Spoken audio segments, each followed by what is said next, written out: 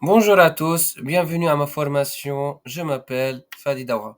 Aujourd'hui, dans cette présentation, je vais vous expliquer l'algorithme RSA. Donc, l'algorithme RSA, c'est un algorithme d'encryptage et décryptage.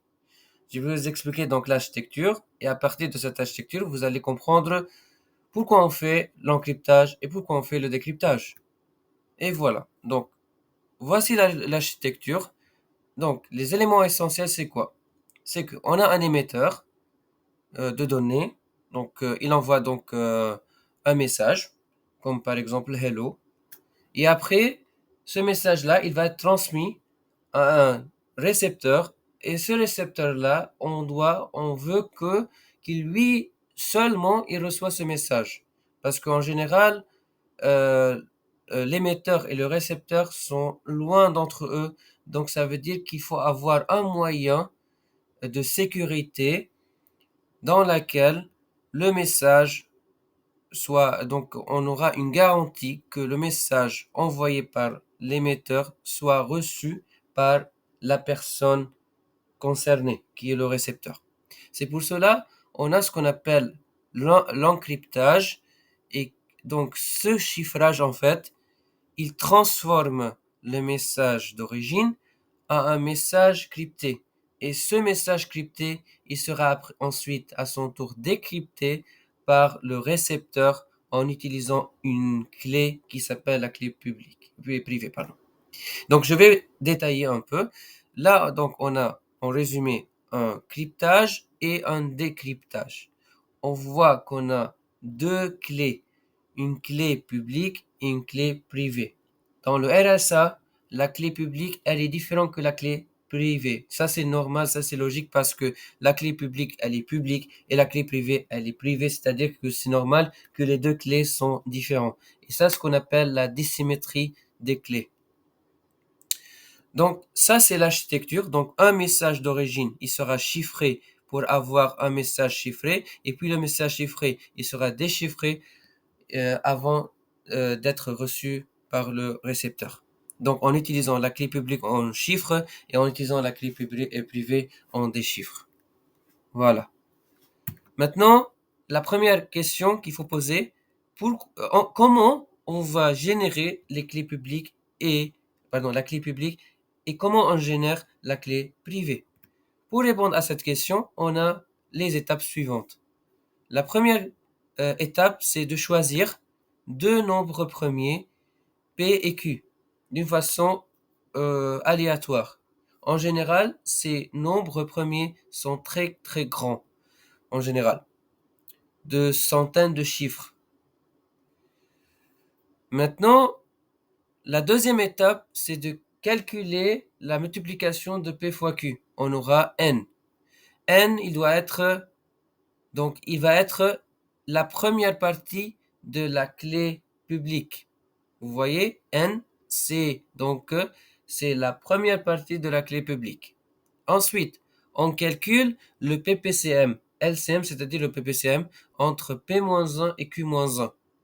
En général, ce qu'ils font, c'est la multiplication entre P-1 et Q-1 parce que le PPCM, c'est un peu compliqué pour le programmer. Donc, tout simplement, il faut la multiplication P-1 par Q-1 et tout simplement ça. Ça, c'est en fait lambda de n.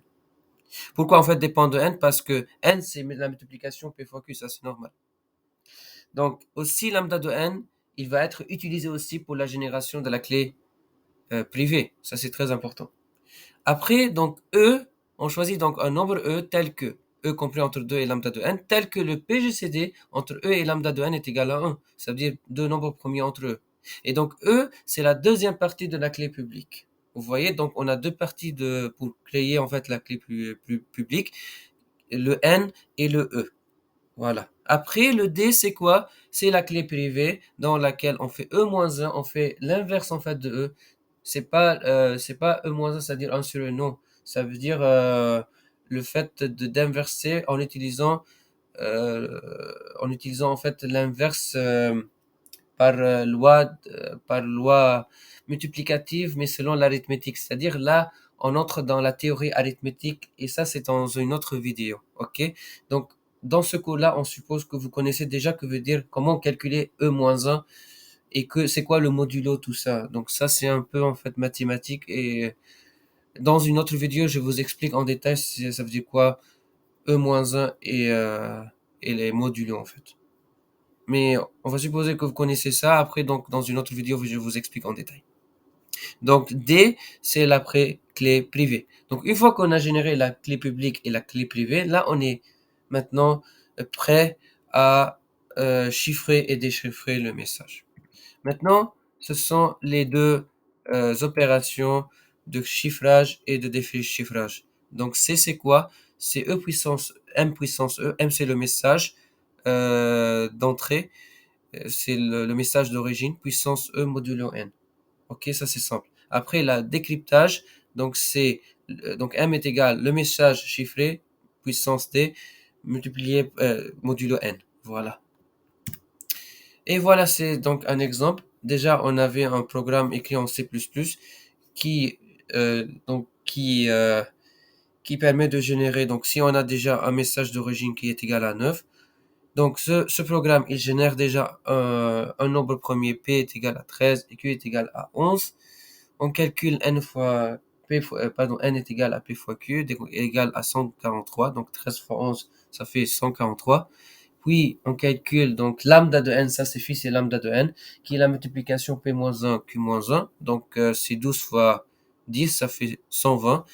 Alors, après, on génère E tel que le PGCD pardon, entre phi et E est égal à 1. On voit que 7 et 120, ce sont deux nombres premiers entre eux. Puis on calcule D, qui est quoi? Donc, c'est E moins 1 modulo lambda de N. Donc, c'est par des opérations arithmétiques.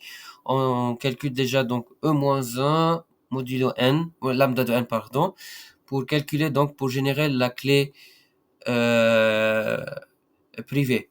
Et donc, en faisant l'opération de chiffrage, on obtient 48, donc en faisant cette opération-là. Et pour décrypter, on aura donc de, le message original par la décryptage, par le décryptage. Voilà, donc on est à la fin de la vidéo. Merci pour votre attention et bon courage.